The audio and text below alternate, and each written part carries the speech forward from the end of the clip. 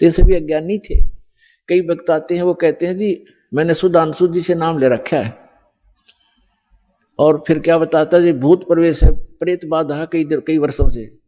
अच्छा, फिर सुधांशु जी के मंत्र ने क्या काम करा आपका, क्या नाम दे रखा है, ओ हरिओम तत्सत।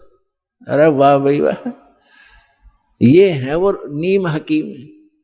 कहते वस्तु कहां खोजे कहां, किस विद लागे हाथ, एक पलक में पाइए भेदी ले ले साथ। अब ये तत् और सत ये सांकेतिक है, ओम तत्सत ओम तत्सत ये नहीं जब करना, हरिओम तो कभी करना ही नहीं साथ लगा करके, ओम की बेइज्जती करते हो आप। ओम मंत्र अकेला जाप किया जाता है, इसके साथ कोई भी जोड़ नहीं होना चाहिए। ऐसे ही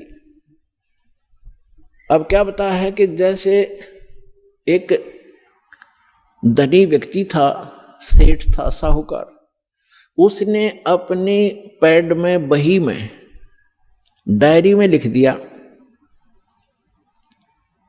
उसके आंगन में, उसके अपने ही मकान के आंगन में एक मंदिर बना रखा था, और उसमें बही में लिख दिया पैड में डायरी में कि चांदनी 14 यानी चांदनी 14 रात्रि के 12 बजे मंदिर के गुम्बज में इतने किलो चांदी, इतने किलो सोना और इतने नगद पैसे जमा कर रखे, दबा रखे।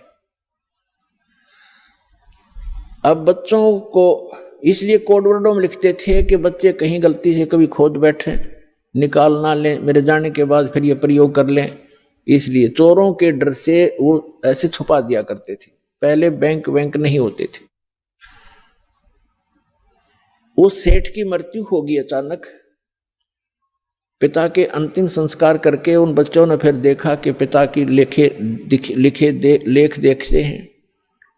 उन्होंने वो डायरी देखी, उसमें लिखा था चांदनी 14 रात्रि के 12 बजे मंदिर के गुम्बद में इतना धन दबा रखे।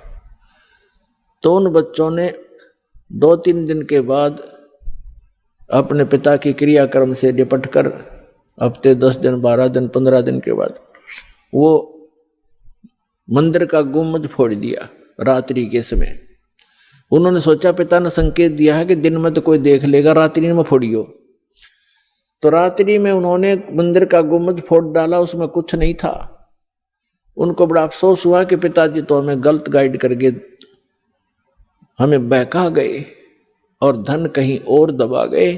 अब उसको कैसे खोजेंगे, गया हाथ से, बहुत धन था, बुरी तरह रो रहे हैं। कुछ दिनों के बाद उसके पिता का कोई मित्र सेठ आया।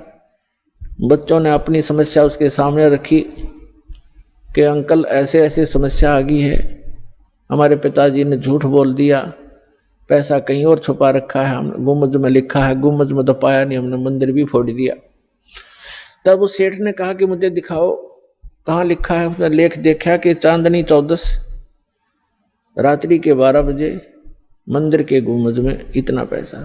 तो उसने कहा बेटा इस गुम्बद को यथाउचित बनाओ, यथावत जैसे था वैसा ही बना दो, फिर बताऊंगा कहां पर है, और चांदनी 14 आने दो।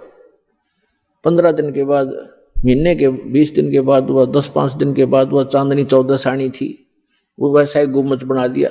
रात्रि के समय, चांदनी रात्रि में, और गुम्बद की छाया आंगन में जहां थी उसके घर पे, वो जमीन वहां खुदवाई के ये निशान लगा दिया, यहां खोदो, वो ज्यों का तो धन पा गया। तो ये नकली सारे गुम्बद फोड़नीय थे, स्थान का पता नहीं था। तो वस्तु कहां ढूंढे कहां, किस विद लागे हाथ, एक पलक में पाइए भेदी ले लो साथ। तो ये दास इन सदग्रंथों का और जानकार बना के, तत्वदर्शी संत बना के कबीर भगवान ने आप उसके बच्चों के लिए भेज दिया।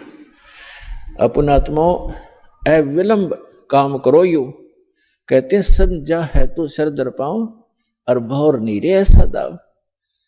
तो ये गरीबदास जी कहते हैं, गरीबदास ये वक्त जाते है, रो गए इस पैरे में, हाथ से मानो शरीर छूट गया, भक्ति यथार्थ मिली नहीं तो फिर रोया करोगे इस समय को।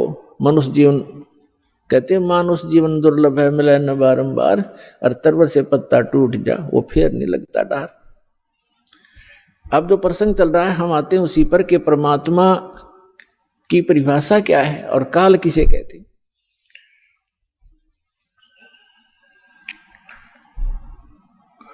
तो ये प्रसंग पूरा हुआ कि यथार्थ भक्ति कौन सी है, और वो स्थान एक ऐसा है जहां जरा मरण नहीं होता। वहां जाने के बाद प्राणी फिर लौटकर कभी संसार में नहीं आते, और वहां जरा और मरण नहीं है, वृद्ध अवस्था और मृत्यु नहीं है। और यहां दोनों डेफिनेट है, यदि मृत्यु भी है और वृद्ध अवस्था भी है। लंबी उम्र होगी तो वृद्ध अवस्था है, बीच में मर गया तो 100 पहाड़ टूट जा परिवार के ऊपर। कमाने वाला एक कहता बच्चों का क्या होगा, वह मौत भी, वह तो वृद्ध अवस्था तो बूढ़ी मौत होगी।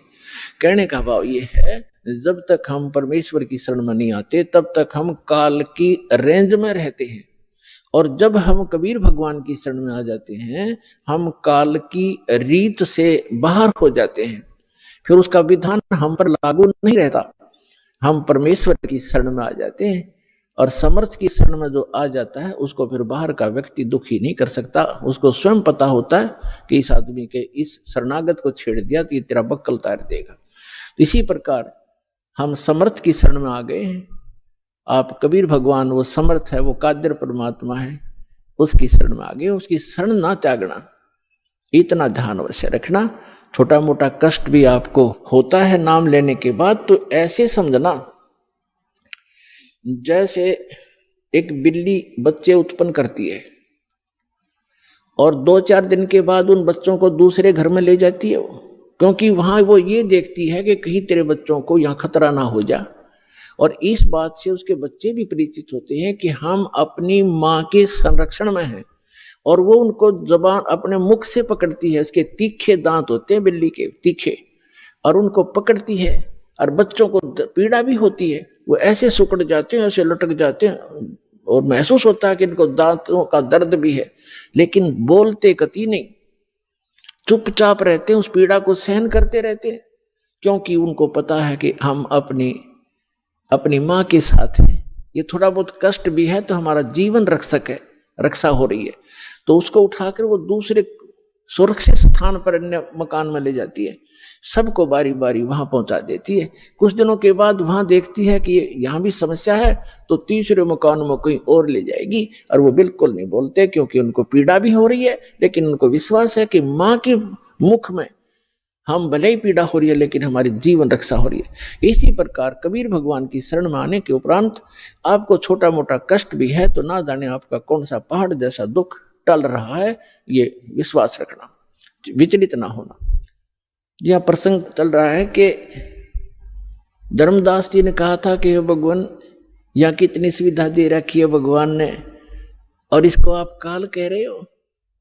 परमात्मा ने कहा, धर्मदास जैसे कसाई बकरे पालता है, उन बकरे और बकरियों के लिए वो कितनी सुविधा करता है, जिसकी अच्छी सेल होती है, एक बहुत बड़ा चरागाह बनाता है, उसको हायर करता है या मोल लेता है, और उसके अंदर शेड डालता है, झोंपड़ी डालता है बकरों को गर्मी और सर्दी से बचाने के लिए।